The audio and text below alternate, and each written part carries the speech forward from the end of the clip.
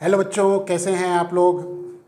और बेटा, जैसा कि आप जानते हैं कि अब सिर्फ 5 दिन बचे हैं आपके फिज़िक्स के एग्ज़ामिनेशन से रिलेटेड जो तैयारी में। और जैसा कि आप जानते हैं कि अब बहुत ही क्रूशियल टाइम हो गया है बेटा। तो आज हम बेटा एक ऐसा वीडियो दे रहे हैं 5 डे की जो स्ट्रैटेजी आप बनाएं ताकि आपको पूरे 35 में से 35 मार्क्स मिल जाएं। और बिलीव मी, आप लोग जब मुझे खुशखबरी देते हैं कि आपके पूरे नंबर आ गए तो मेरे चेहरे पे दुगनी खुशी आ जाती है। और मुझे लगता है कि मेरा जीवन सफल हो गया जब आपके पास पूरे नंबर आ जाते हैं। देखो बेटा, एग्जामिनेशन टाइम में तो सबसे पहली चीज़, बच्चे घबराते बहुत हैं।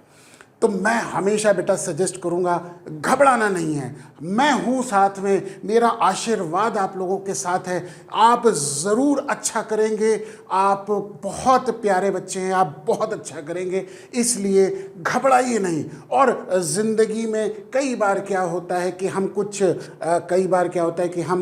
थोड़े से कई बार हम उतने सक्सेसफुल नहीं हो पाते, तो बहुत सीखते भी हैं उनसे, उन चीज़ों से। तो ऐसा नहीं है, तो लाइफ ख़त्म नहीं हो जाती है। और अपनी पूरी कोशिश करिए, पूरी एनर्जी लगाइए। आप बिलीव मी, आप पूरे नंबर लेके आएंगे। और मैं गारंटी से कह सकता हूँ कि अगर आपने इन स्ट्रेटजी को फॉलो किया तो आपके पूरे नंबर आएंगे। ठीक है। तो पहली चीज़ है कि बेटा घबराना नहीं है। मैं आपसे बिल्कुल दूर नहीं हूँ, मैं बस एक फ़ोन कॉल दूर हूँ। मेरा फ़ोन नंबर आप सबके पास है। आप मुझे कॉल करिए, मैसेज करिए, किसी भी समय करिए, मैं आपके लिए अवेलेबल हूँ। ये ध्यान रखिए, ठीक है। मेरा आशीर्वाद आप लोगों के साथ है। चलिए, समय ना वेस्ट करते हुए स्ट्रैटेजी के बारे में ध्यान देते हैं। सबसे पहला काम जो आपको करना है वो करना है watch complete 1 shot revision lecture. ये बेटा बहुत इंपॉर्टेंट है। मैंने तकरीबन हर एक चैप्टर का, तकरीबन क्या, मैंने तो एक्चुअली में हर एक चैप्टर का जो 1 शॉट रिवीजन लेक्चर्स है वो सारा बेटा यूट्यूब पे डाल रखा है। आप उसको देखिए। बहुत ज़्यादा समय नहीं है, सिर्फ 1 घंटे का टाइम आपको देना है एक चैप्टर के अंदर रिवीजन के लिए। और सारी चीज़ें उस चैप्टर से रिलेटेड जितनी भी चीज़ें हैं वो सारी मैंने 1 शॉट रिवीजन के अंदर करा रखी हैं। और उसके अलावा जो जो मैंने इम्पॉर्टेंट पॉइंट्स और जो जो इम्पॉर्टेंट कंसेप्ट्स है, डेरिवेशन मैंने बेटा बताए हैं, उनकी प्रैक्टिस कर डालिए। आपको कोई दिक्कत नहीं आएगी, बहुत कॉन्फिडेंस आएगा। बस पेन कॉपी लिखा के मेरे साथ साथ और रिवीजन करते हुए प्रैक्टिस कर डालिए। सारे रिवीजन लेक्चर्स आपके साथ हैं। तो सबसे पहला जो स्ट्रैटेजी के अंदर सबसे पहला काम आपको ये करना है कि आप मेरे सारे 1 शॉट रिवीजन लेक्चर्स जो कि यूट्यूब पे अवेलेबल हैं वो सारे आप एक एक करके देख लीजिए। और उनके पीडीएफ भी डिस्क्रिप्शन बॉक्स में हैं बेटा, वो भी सारा आप उसको प्रैक्टिस कर डालिए। ठीक। उसके बाद जो सेकंड पॉइंट है, इंपॉर्टेंट पॉइंट इसी सीरीज के अंदर, इसी स्ट्रैटेजी के अंदर, वो क्या है? Practice the important derivation and concept and learn then by writing. बेटा इंपॉर्टेंट डेरिवेशन और कंसेप्ट को वर्ड्स में कई बार क्या होता है, स्टूडेंट्स ऐसे ही याद कर लेते हैं। बेटा नहीं, फिजिक्स और मैथमेटिक्स प्रैक्टिस के सब्जेक्ट होते हैं। अगर आप पेन कॉपी उठा के प्रैक्टिस नहीं करेंगे डेरिवेशन की तो बेटा आप भूल जाएंगे। रे डायग्राम ऑप्टिक्स में उसकी भी प्रैक्टिस करनी ज़रूरी है। जो जो रे डायग्राम मैंने बनाए हैं आपके साथ साथ मेरे साथ साथ प्रैक्टिस कर डालिए। कुछ नहीं करना है, रोज़ के 2 घंटे की बस काम है। 5 दिन के अंदर मैं आपको पूरा बताता हूँ कि 35 में से 35 मार्क्स मिलेंगे अगर आप इन चीज़ों को फॉलो करेंगे तो। उसके बाद practice chapter wise very important question. बेटा आज से मैं very important questions chapter wise भी दूंगा आपको यूट्यूब के अंदर। आप उसको वेरी इंपॉर्टेंट क्वेश्चंस की भी प्रैक्टिस कर डालिए। आपको आइडिया लग जाएगा कि कैसे कैसे क्वेश्चंस इंपॉर्टेंट हैं। हो सकता है थोड़ा बहुत न्यूमेरिकल वैल्यू इधर की उधर हो जाए, लेकिन वो क्वेश्चंस बेहद इंपॉर्टेंट है और तकरीबन हर साल बोर्ड ने उनको पूछा है, इसलिए मेरी नज़र में वो बेहद इंपॉर्टेंट क्वेश्चंस हैं। उनकी प्रैक्टिस कर डालिए। वो रोज़ के इंपॉर्टेंट क्वेश्चंस मैं आपको यूट्यूब पे डालूंगा, आप उसको ज़रूर देखिए। ठीक, ये 3 चीज़ों को करिए। आप देखिए यही स्ट्रैटेजी का मेन हिस्सा है जो आपको फॉलो करना है। अब हमको ये डिस्कस करना है कि बेटा कि हर एक चैप्टर वाइज कौन कौन से वेरी इंपॉर्टेंट कंसेप्ट हैं जो बेटा आपको 100% करने ही करने हैं। अगर आप उनको करेंगे तो पूरे मार्क्स आएंगे, यानी कि कहीं पे भी इन पे कोई भी लापरवाही नहीं होनी चाहिए। ये सारे कंसेप्ट मैंने सिखा रखे हैं, अवेलेबल हैं यूट्यूब में, लेक्चर्स में, आप सारे कंसेप्ट को कर सकते हैं। सबसे पहले चैप्टर 8 की बात करें तो अगर चैप्टर 8 की बात करें, इलेक्ट्रोमैग्नेटिक वेव का चैप्टर है। इसमें बेटा भले ही चाहे आप उस चैप्टर के अंदर कुछ भी ना पढ़ें, लेकिन ये दो चीज़ें ज़रूर पढ़ लें, प्रॉपर्टीज़ ऑफ इलेक्ट्रोमैग्नेटिक वेव। तकरीबन 10-11 प्रॉपर्टीज़ हैं, उनको याद कर लीजिए। और इलेक्ट्रोमैग्नेटिक स्पेक्ट्रम, ये ध्यान रखिए, ये ज़रूर आएगा, यहीं से आएगा क्वेश्चन, ये ध्यान रखिए। बोर्ड लगभग हर साल यहीं से क्वेश्चन पूछता है, इलेक्ट्रोमैग्नेटिक स्पेक्ट्रम से। सारे इलेक्ट्रोमैग्नेटिक वेव्स के, सब तरह के इलेक्ट्रोमैग्नेटिक वेव्स की वेवलेंथ, फ्रीक्वेंसी, यूजेस, ये तीनों याद रखिए, तभी ये आप इसमें सक्सेसफुल होंगे। ठीक है, ये दो आपको 100% करना ही करना है इस चैप्टर के अंदर। ठीक है, समय है तो बाकी कर लीजिए, कोई दिक्कत नहीं है। मैं ये नहीं कह रहा कि बाकी को छोड़ दीजिए, मैं ये कह रहा हूं कि ये ज़रूर करना है। मैं ये नहीं कह रहा कि बाकी जो चीज़ें हैं उनको आप छोड़ दें, बिल्कुल नहीं छोड़ेंगे आप पूरा चैप्टर को रिवाइज करेंगे, मेरे पूरे लेक्चर को रिवाइज करेंगे अच्छे से, लेकिन इन पे सबसे ज़्यादा एम्फसिस देंगे, फोकस करेंगे, क्योंकि ये बेहद इंपॉर्टेंट एरियाज है। ठीक है बेटा, क्लैरिटी से समझ में आ गया मैं क्या कहना चाह रहा हूं।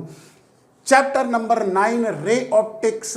बेटा इसके अंदर देखो, एक तो रियल डेप्थ और अपेरेंट डेप्थ का जो हमारे पास जो डेरिवेशन है, जो कंसेप्ट है, वो करना है।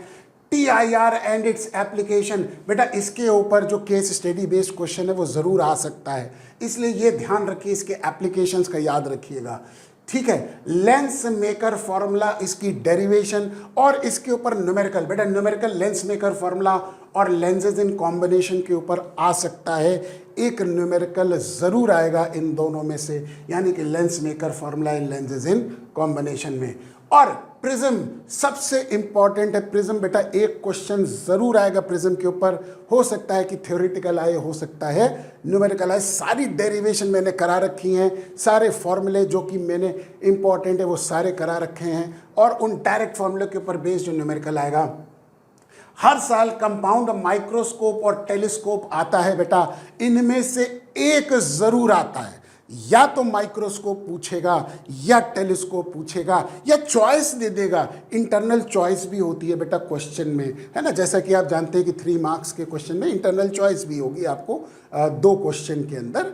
तो ऐसा भी हो सकता है कि या तो माइक्रोस्कोप पूछे और करके टेलीस्कोप पूछ ले, या फिर हो सकता है कि माइक्रोस्कोप की थ्योरी और उसके न्यूमेरिकल पूछ ले, और हो सकता है टेलीस्कोप की थ्योरी और उसका न्यूमेरिकल पूछ ले।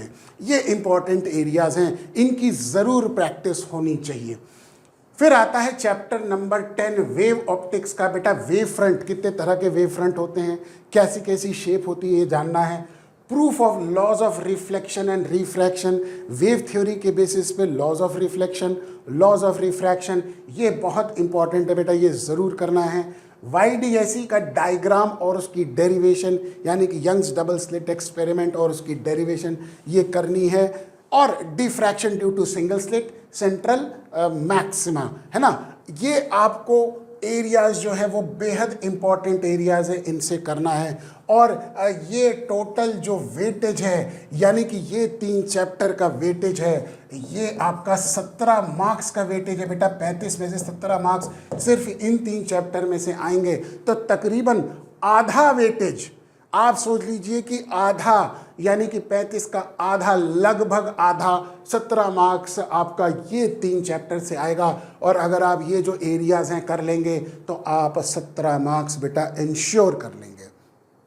ठीक है, सारे रिवीजन लेक्चर्स अवेलेबल हैं, एक एक चीज़ इंपॉर्टेंट मैंने बता रखी हैं, आपको सिर्फ देखना है, मेरे साथ प्रैक्टिस करनी है और घबराना नहीं है, जो कि सबसे बड़ी ज़रूरी चीज़ है। आप लोग डरते बहुत हैं, घबराते बहुत हैं, बिल्कुल घबराना नहीं है। फिजिक्स बहुत ईजी है, बस उसकी प्रैक्टिस करना ज़रूरी है, ये ध्यान रखिए। चलिए अब नेक्स्ट बात करेंगे, अब चैप्टर नंबर 11 की बात करेंगे, dual nature of radiation and matter से संबंधित।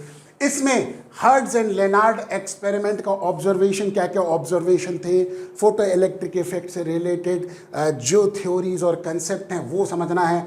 आइंस्टीन की इक्वेशन कैसे समझना है, कैसे डिराइव होती है, उसके ऊपर एक छोटा सा न्यूमेरिकल भी प्रैक्टिस करनी है। सबसे इम्पॉर्टेंट चीज़ जो इसके अंदर है वो बेटा ग्राफ की प्रैक्टिस है। मैंने सब तरह के ग्राफ, पॉसिबल ग्राफ समझा रखे हैं। ग्राफ की प्रैक्टिस ज़रूर होनी चाहिए। एक क्वेश्चन ग्राफ के ऊपर ज़रूर आएगा, इस चैप्टर पे एक क्वेश्चन ग्राफ पे ज़रूर आएगा, ये ध्यान रखिए। और डी ब्रॉगली वेवलेंथ किसकी, इलेक्ट्रॉन की हो सकती है, प्रोटॉन की हो सकती है, और न्यूट्रॉन जैसे न्यूट्रल पार्टिकल की डी ब्रॉगली वेवलेंथ निकालना आना चाहिए। यानी कि इनके फॉर्मूले, इनके कंसेप्ट, ये सारे चीज़ें आनी चाहिए आपको। उसके बाद चैप्टर 12 एटम। एटम की केस में रदरफोर्ड एक्सपेरिमेंट में क्या क्या ध्यान रखना है। रदरफोर्ड का ऑब्जर्वेशन क्या था, ऑब्जर्वेशन के बेसिस पे इन्फ्रेंस क्या निकलता है, और सबसे ज़रूरी चीज़ है डिफेक्ट ऑफ रदरफोर्ड मॉडल। क्योंकि बेटा रदरफोर्ड मॉडल के डिफेक्ट से ही बोर मॉडल हमारे पास एटम का आता है, उसके डिफेक्ट को उन्होंने दूर किया।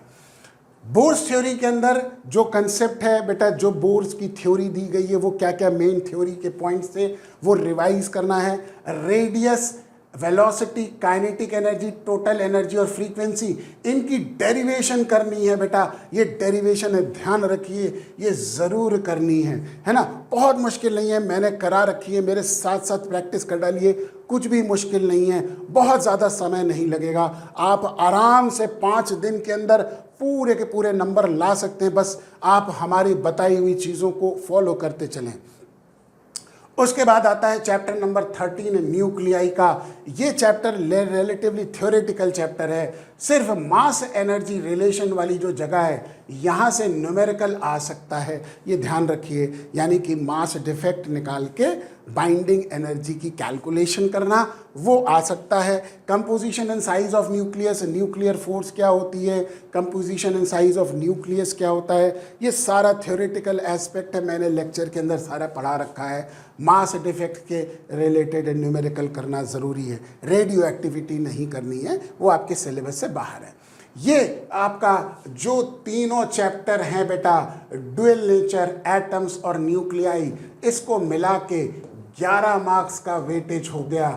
ये ध्यान रखिए, ये भी बेहद इंपॉर्टेंट है, स्कोरिंग चैप्टर्स है। और लास्ट में जो बचता है आपका चैप्टर नंबर 14 जो कि सेमीकंडक्टर का है बेटा।